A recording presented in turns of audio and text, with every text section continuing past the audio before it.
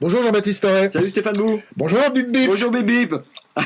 Alors, on reçoit aujourd'hui à la Cinema Mec une légende du cinéma, l'image de l'énergie féminine, l'incarnation du mouvement, le parangon de la vitesse, le paroxysme du dynamisme, le symbole de l'animation. Et oui, elle fait courir la part du coyote qui est en nous, non? Tout cinéphile ne serait-il pas un coyote éprouvant la distance de l'écran? Bip Bip serait l'écran, une illusion, une fiction, un mirage sans cesse renouvelé, un graal inaccessible. Alors Jimmy, Bip Bip est-il un véritable mythe Stéphane, c'est cinématographique? bien plus que ça. Ce qui est intéressant avec Bip Bip, c'est à la fois le personnage irrésistible, revigorant et insaisissable du génial Chuck Jones, mais pour le coup, aussi l'inventeuse d'un des genres cinématographiques majeurs de l'histoire du cinéma, à savoir le road movie. Le road movie avec l'errance du coyote sur des routes désertiques et ses mésaventures avec la sémillante Bip Bip. Bip Bip, on pourrait même dire que c'est plus que ça. Elle est à la fois la précurseuse du speed movie, la pionnière du dépressif movie, du nervous breakdown movie, la génétrice du sadique movie, car il faut voir ce qu'elle fait subir au coyote, la pauvre, la mère du stress movie, la génératrice de l'écrabouille movie, de l'addicted movie. Et de l'absurde movie, il y a du Beckett chez Bip Bip. L'instigatrice du métaphysique movie, de l'onomatopée movie, du phone movie, écoute Bip Bip. Je connais les rats de bibliothèque, les fennecs de la cinéma mec. Bip Bip est un genre à elle toute seule. Waouh, elle déménage.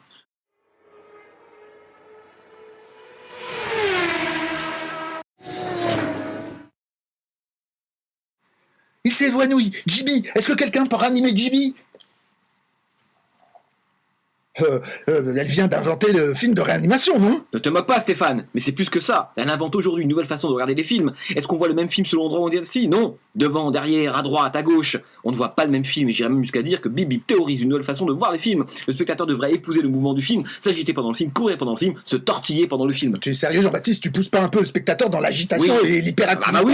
Oui, mais alors là, je t'arrête tout de suite. Il faut dépasser la passivité des acides à Simamec. Dans séance, il y a séance, la posture de la bienséance. Le spectateur moderne doit séance tenante aller à toute allure pour épouser le mouvement du cinéma. Et moi qui aime l'immobilité et le calme à la cinéma mec. Stéphane, vous n'oubliez rien? Ah oui. Et pour toutes les références, les films, les BO, les DVD, les livres, eh bien rendez-vous sur le site de la Cinéma Mec.